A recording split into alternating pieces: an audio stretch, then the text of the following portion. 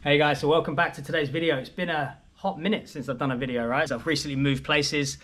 But anyway, so we're back, and today's video I want to be talking about transfer of training because I think that it's really important in the world when we're talking about training. I don't really believe there to be a right or wrong way per se. I mean, I think there is a safer and less safe options to do, but at the end of the day, it's down to each of us individually to determine our risk factors and what we deem to be safe and what's going to be beneficial for our training goals, right? My training goal is going to be different from yours, and yours will be different to mine, so that will definitely elicit maybe a different training program. But essentially for me, it's always about athletic development. You know, I want to make sure that anything that I'm doing in the gym transfers to outside of the gym, you know, and I'm not doing it I don't do things just to lift more weight or to stimulate a muscle in a certain way, because I'm not isolating muscles, right? I don't really do much isolation work. I do a little bit here and there, but for me, it's always about building better mechanics, the hardware, the software, you know, laying down the muscle tissue in the right areas in the right way so that I can utilize them better upon ground contact when I'm running, jumping, change of direction, etc., etc. So in the background, you're seeing me going through some sumo deadlifts.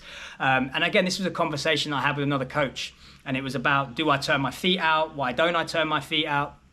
And essentially for me, it always comes down to skill acquisition, right? It's making sure that anything that I do in the gym is reinforcing correct mechanics outside of it. So for me, when I'm doing my sumo deadlifts, I try and have my feet pointing straight ahead. That's much more demanding on my mobility. It gets more glute involvement. But it also trains me in terms of how I want to produce force when I'm moving laterally. So I pair these in this video with the lateral bound. And hopefully what you can see from these videos is, you know, I'm trying to land in the same position that I would be trying to produce force from in the sumo deadlift. Now, it's not to say that, I mean, I've been a powerlifter, I've studied powerlifters, and there are people that turn their feet out, there are people that turn their feet in. It's not to say that one way is better than the other way. But again, if we're viewing training through the lens of how much weight I can lift and how can I manipulate my technique to lift more weight, that's one thing. But if we're going to utilize a feet out strategy when I plant my foot in the ground, say I'm a winger playing football, I'm running down the line and I need to plant my foot into the ground. If you were to plant your foot and turn that foot outwards, which I do think that you would do subconsciously if that's how you're strong, then you expose your knee, your hip, your ankle to forces that it just won't be able to tolerate. And I do think that is an increased risk of injury. So I think that when I'm looking through the lens of training, it's how do I make myself and the clients that I coach better movers? How do I allow them to get more out of an exercise, not just in the movement? I ultimately don't care how much someone lifts, because it's all about learning how do I produce force. And we can manipulate our mechanics and our positions to lift more weight, but it might not be optimal in the real world. And that's ultimately how I view everything. It's how does this transfer to life and the things that I want to do? How do I produce force? So for me, when we come into a sumo deadlift, for me, building the hardware and the software to be able to produce force laterally. So I'm definitely trying to push outwards here, and that transfers over to these lateral bounds. You know, and again, for me, the lateral bounds are a great exercise for developing sort of change of direction.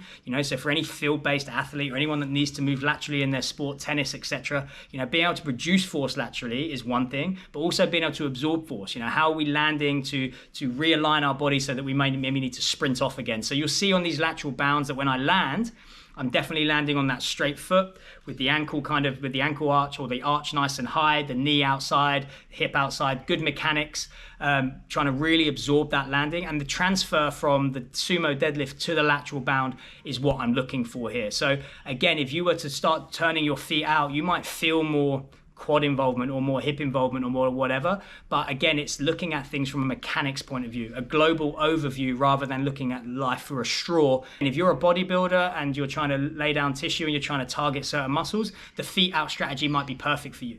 Okay, so again, I'm very careful to sort of try and come across like it's my way and anything else is wrong. I think it's different for different environments and it's different horses for different courses.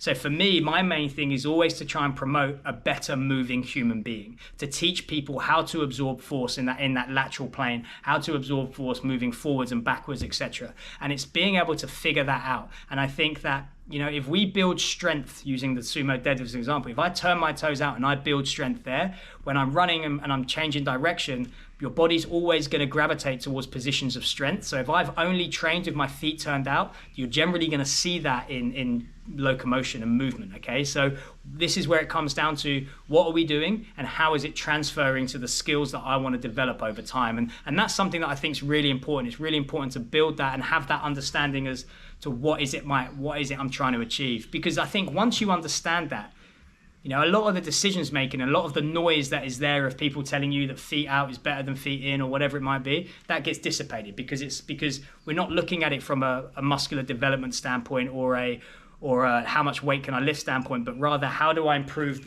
the way I move as a human being. And I think that when you understand biomechanics and locomotion, all of a sudden it's that the positions that you want to perform squats, deadlifts, bench presses in become simpler, because now it's obvious how my feet should be and how I should set up for the movement, because how do I want to perform that movement in the real world. So hopefully that gives you a little bit of context as to sort of why I do what I do, and understand that for me and I think for most people is that, like, again, removing powerlifting, Olympic weightlifting and gym-based sports aside and bodybuilding per se, is that training is a means to an end. The end being a fitter, faster, stronger human being that has a wide array of movement capacity and can operate in the world to the best of their ability. For me, that's what I want to achieve from my gym work and what I hope to achieve by all the clients that I work with, to get them to understand human movement better and to become less likely to get hurt and be able to do anything they want in the world, really. So hopefully that gives you a bit of an understanding of it, because I think that's a really important point to sort of touch on. I do sort of touch on that sometimes in my videos, but hopefully this gives you a bit more of an insight into that. And essentially how I view training, which is ultimately to have a greater transfer to my life and the things that I enjoy doing. So hopefully you found this useful. Again, as at the end of all videos, I always say, if you are interested in coaching with me and you want to sort of see how all this sort of information comes together into a program, please feel free to reach out. But until next time, guys, have a great day.